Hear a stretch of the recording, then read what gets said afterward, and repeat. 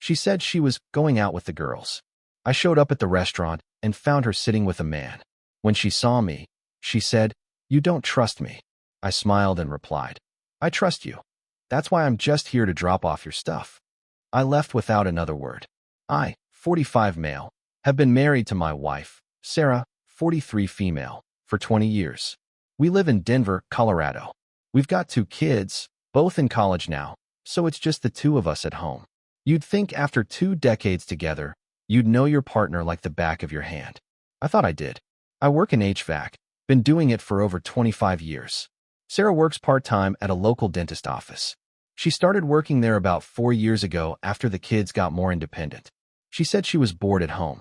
I supported her going back to work. I figured it would give her something to focus on, some social life, while I worked long hours. At first, things seemed normal.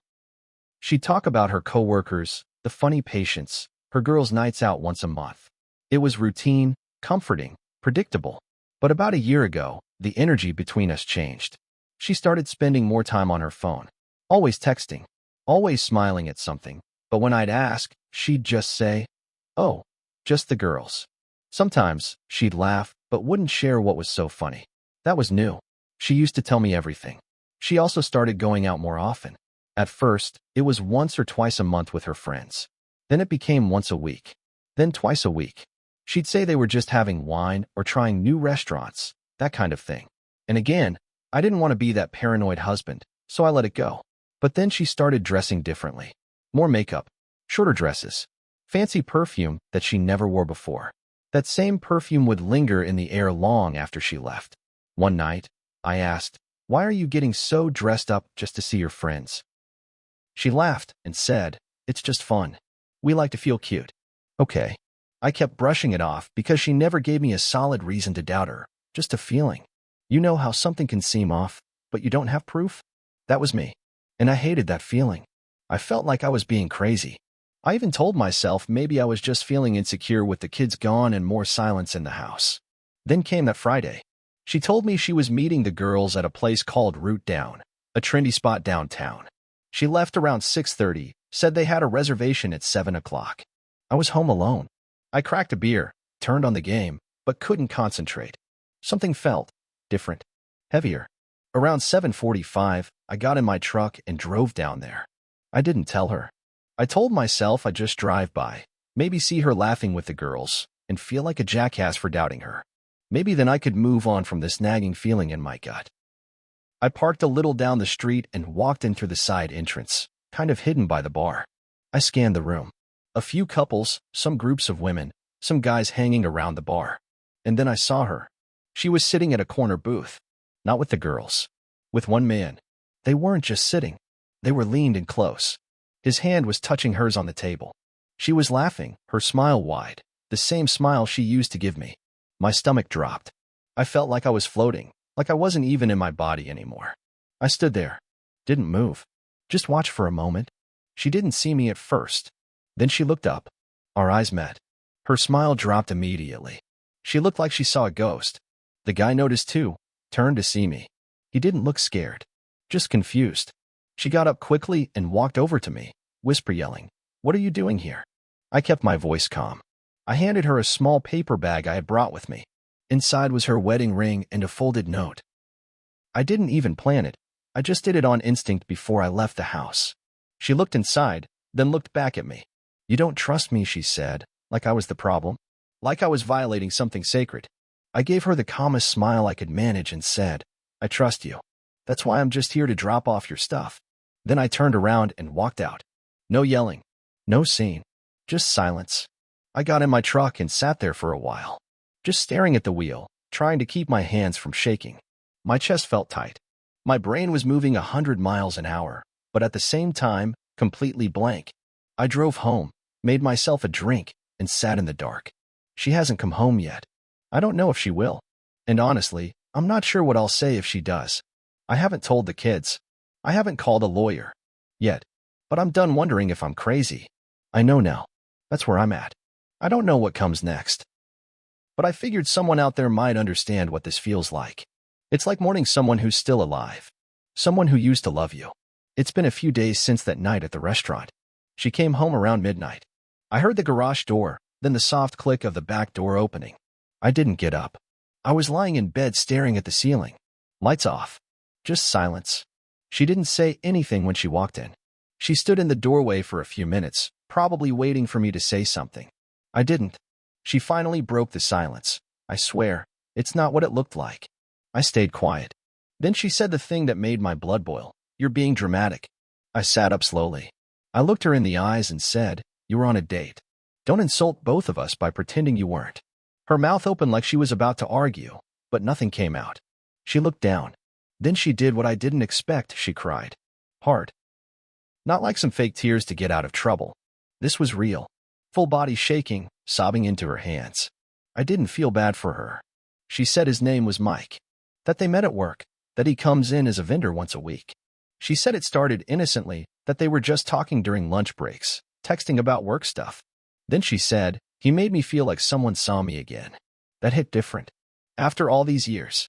After building a home, raising 2 kids, holding her when her mom died, she needed someone to see her? I asked her straight up, did you sleep with him? She shook her head immediately. No. I swear. We kissed, but that's it. I told her I didn't believe her. Because I didn't. People don't sneak around, lie to their spouses, dress up, and meet someone at night for just a kiss. She begged me to talk, to go to therapy, to try and fix things. But I told her I needed space. Here's where things get messy, eh? A couple days later, I got a message on Facebook from a woman I didn't know. Let's call her Monica.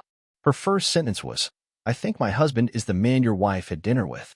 Apparently, Mike is married too. Monica found my post in a local private group where I had vented anonymously, not realizing it would go that far. She recognized details, the place, the time, the description, and figured it out. We talked on the phone. Turns out, Mike's been doing this a while. Monica suspected him for months. She thanked me for confirming what she already felt in her gut. And here's the real twist. Mike's wife, Monica, wants to confront them. Together. She wants us to set up a time to meet them both and expose everything face to face.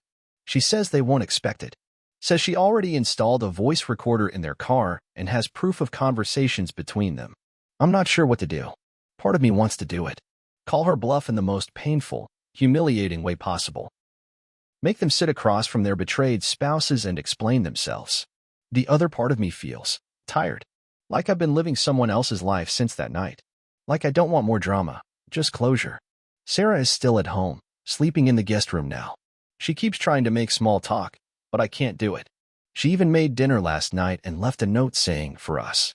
I didn't eat it. I keep thinking back to that moment at the restaurant, how she looked surprised to be caught. Not ashamed. Not even guilty. Just caught. That image plays on a loop in my mind. I haven't told the kids yet. I don't know how to explain to them that the mom they adore made choices that might destroy everything we built. I feel like I'm failing them no matter what I do. Anyway, that's where I'm at. My life feels like it exploded in slow motion. Every hour that goes by adds another piece to the wreckage. I'll update again when I decide whether or not to meet up with Monica and burn it all down or walk away for good. Right now, I'm sitting in my truck again. Same spot outside the same restaurant.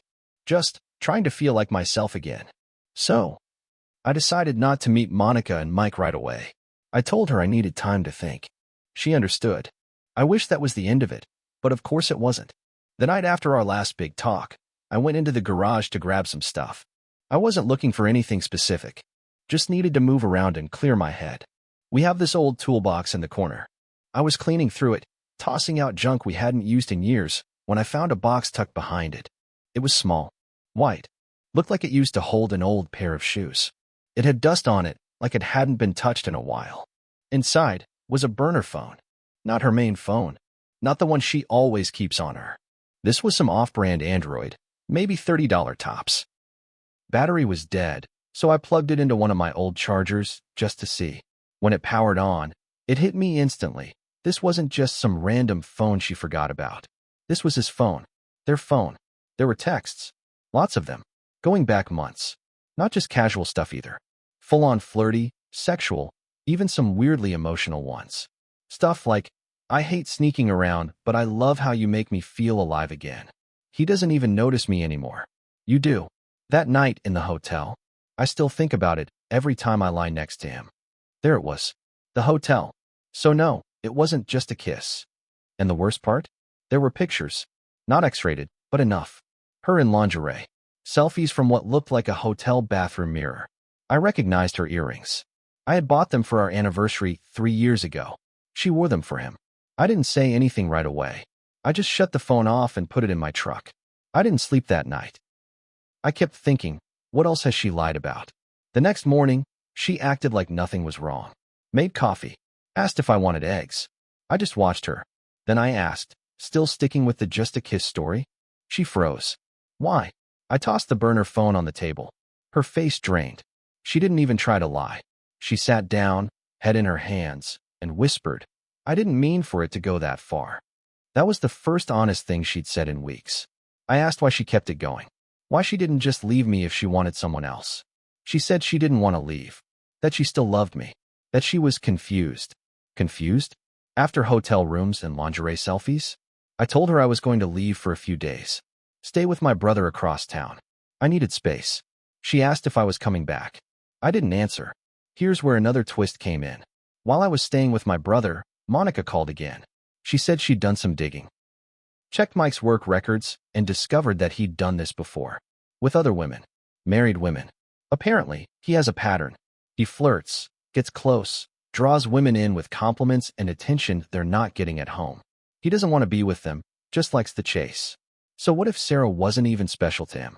What if she was just another married woman on his list? Monica sounded bitter, but also weirdly calm. Like she'd crossed the point of heartbreak and just wanted it to be over. She said, I think we both lost our marriages to a guy who doesn't even care. And now here's the most recent twist. Sarah told me she broke it off with him. Said she hasn't seen him since the restaurant. She said she told her boss what happened and asked for different hours so she wouldn't have to see him again. But part of me wonders, was that real? Or did he dump her first? I don't know if I'm more angry that she cheated or that she did it for someone like him. Every time I think the story's over, I find a new layer. I'm back home now, still sleeping in the guest room. She's quiet. She's been crying a lot. But honestly, I don't feel sorry for her anymore. We've started talking about what to do with the house. I told her I'm not making any big moves until I talk to a lawyer. She asked if I'd go to therapy with her. I said maybe. But I'm not doing it to fix the marriage.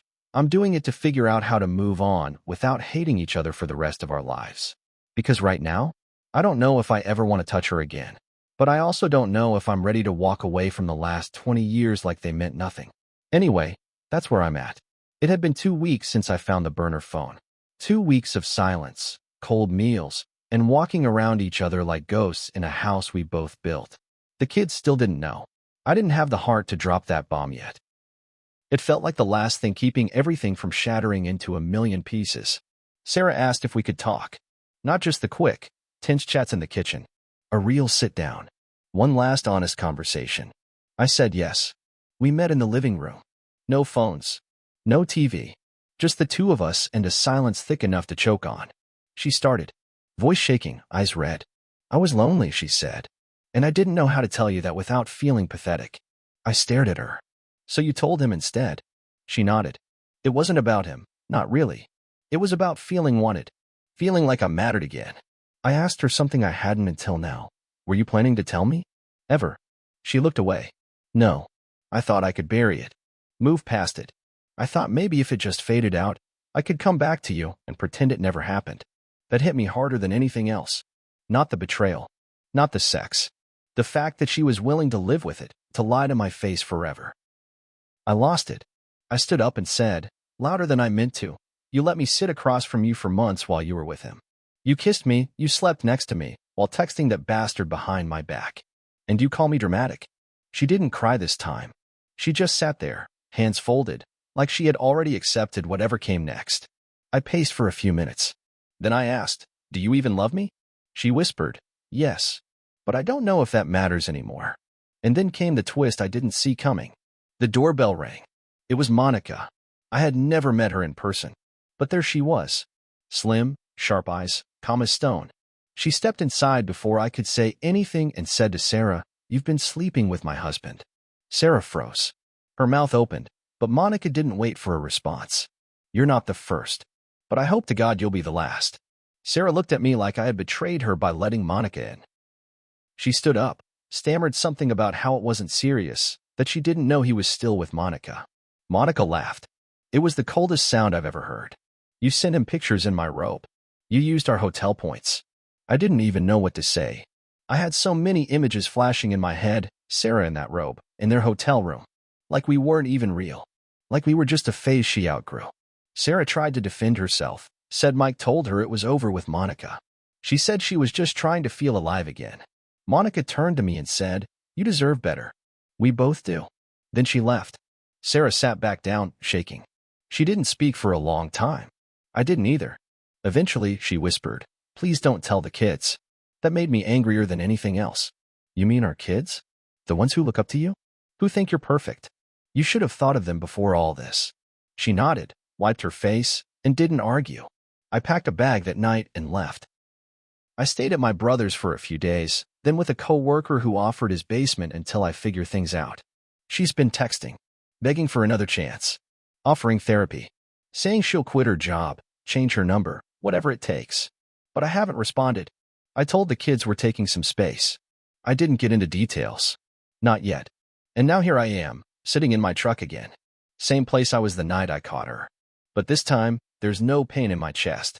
Just quiet. Just clarity. I don't know if I'll ever go back. I don't know if forgiveness is even on the table. But I do know one thing. I'm not the same man I was before all this. I used to think love was about loyalty, about sticking through the hard times, about growing old together. Now I think love is also about respect. And when that's gone, really gone, it doesn't matter how long you've been together. It matters how you treat each other when no one's watching. She treated me like I was invisible. I'm still here, still standing. And for the first time in a long time, I feel like I see myself again.